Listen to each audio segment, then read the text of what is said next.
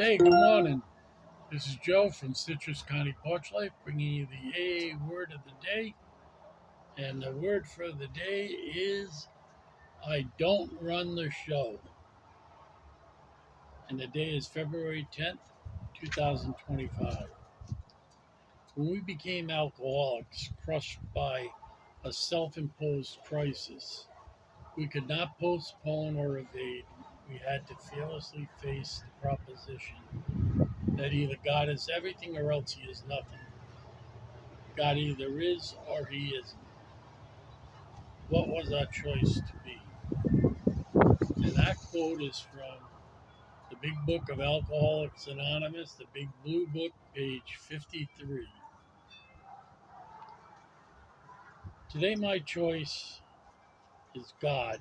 He is everything. For this, I am truly grateful. When I think I am running the show, I am blocking God from my life. I pray I can remember this when I allow myself to get caught up into self. The most important thing is that today I am willing to grow along spiritual lines and that God is everything. When I was trying to quit drinking on my own, it never worked. With God in AA, it is working. This seems to be a simple thought for a complicated alcoholic. Amen to that. When I was drinking, I tried to stop on my own and it didn't work. I figured maybe I'd at least get a Nobel Prize if I could figure out how to, drink in safety. Everyone would love me. If I wrote a book, everybody would buy it. And somehow it didn't pan out. I never was able to write that book. And when I look back, this is like another one of those chapters that has my picture on it. When we became alcoholics, that is a very nebulous question because I don't know the answer to it. But when I picked up that first drink when I was 13, I loved the feeling. I absolutely loved it. Uh, I loved how it made me feel. Kind of got me out of that project vibe, that white trash, you know, white trash feeling that I had, that disposable kid feeling that I had. So I don't know if from that first time I picked up, but I liked it. And every chance I got, I would do it. Now, I picked up that first drink when I was 13. And I'm trying to remember what we did to get the money to afford those bottles. And I can't really remember. Uh, but I can remember standing outside that store. It was a very bad neighborhood. But some guy was willing to get the extra 50 cents to go in and get it to us. He wouldn't do it right on the street. He said, come on, let's go around the corner. So we went around the corner. He gave us the Boone's Farm apple wine. And that's how my drinking career commenced. And then it says here, crushed by a self-imposed crisis. 90% of at least 90%, I blame all my problems on people, places, and things. And there were some that I brought directly on myself. But even when it wasn't brought on directly by me, I can't control that stuff. People, places, and things. But, and here's the most important thing, I can control how I react to it. And my usual reaction was anger. Screw you! I'll get you for this. Uh, things like that. And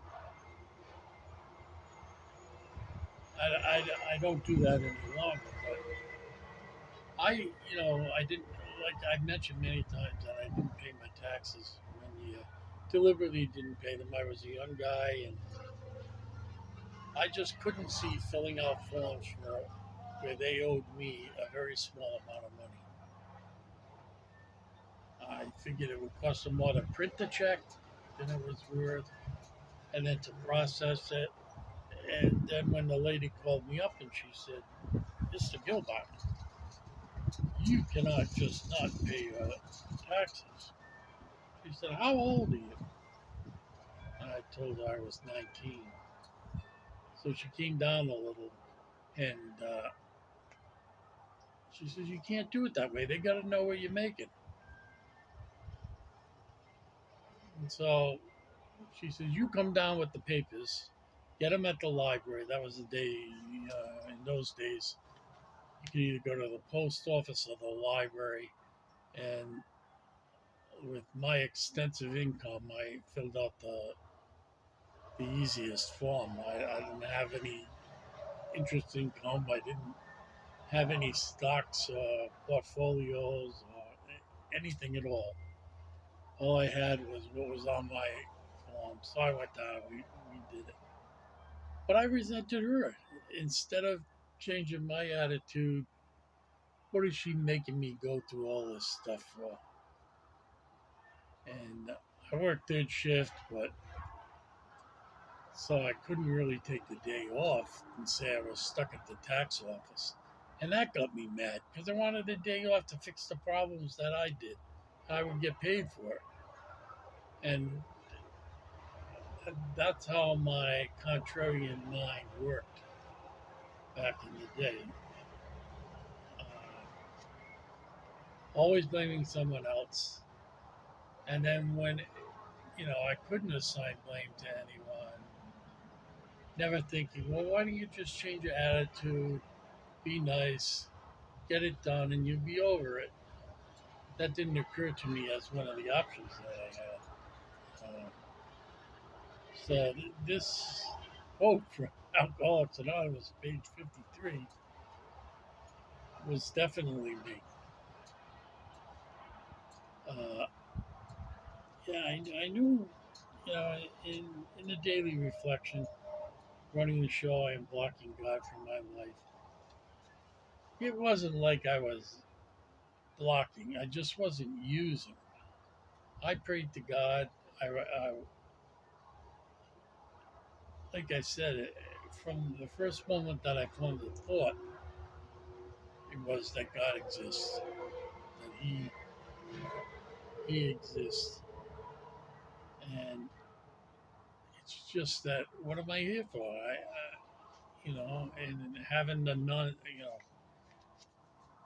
those nuns with their yardsticks uh, could be very persuasive into getting you to think along their lines. Plus, my parents were like that. They were very proud. I picked up things quickly, and my dad would always say to me, uh, you know, you can do it. Even the doctor I went to, an old Polish doctor, my grandmother went to him too, and I used to be my grandmother's like caretaker, and I'd record all her urine sugars. They didn't have glucometer sticks back then. And I said, I can't figure this one out. And why something happened. And he'd say to me, "You got a good brain in your head." And he says, "Think about it, and we'll talk about it the next time your grandmother comes." She used to see him every month. And, I think it over, and I come up with the answer. But he was one too, and I respected him. I really liked him. He was just a nice old guy, and we got along well. And he called me Dr. Joe. And so, why was I contrary? I don't know. know, sometimes I feel like doing it now just to kind of play with someone. And no, don't go back to those old ways. Don't get in that mindset again. It's not worth it. You made too much progress, so I leave it alone. Yeah, and I don't run the show, and I'm happy not to have the responsibility of not running the show. I always tried. It's just too much for one person. The only one that can do it is God. And it says, yeah, I allowed myself to get caught up into self, which I did, my own thinking, all these exercises and trying to control my alcoholism. It was all thinking, a very cerebral kind of existence as far as it came to how I could avoid the bad effects of alcohol till I finally had to admit that I couldn't. My life was out of control, my drinking was out of control, and AA was the answer. And I've been trying to grow along spiritual lines ever since then. I don't think I've had a period where I've been a dry drunk. My mobility is getting lessened as I age, and it's once the summer gets here and it stays late. It stays late till about 9:30, or enough for me to see the exits on roads, and I'll be able to go to more night meetings. Well, I can't do it right now because it's dark at 6 o'clock, and most of them start at 7:30. So I go to daytime meetings, and then I have this. That is the original reason. I figure there must be somebody else out there who's like me, and I want to help them, and I want them to help me. I get so many comments, people saying they're very thankful that I have this. You might be stuck in a not really mobility impaired. You might be stuck in a house because there's 5 feet of snow outside. I've had that happen in Rhode Island. Never snowed down here in 8 years. Uh, that might be a hurricane. You get electricity, you can watch this. Uh, so I'm going to cut it short, but that's what I get to say about this. I don't run the show, and I never want to anymore. God bless. Have a safe day. If you like the program, hit subscribe. If you like too.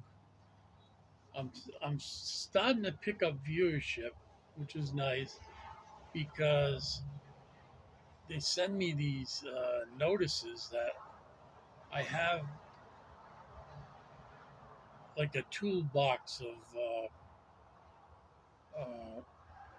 I don't know, editing programs and stuff, and I just need a little more viewership. Uh, I'm not out there begging for money.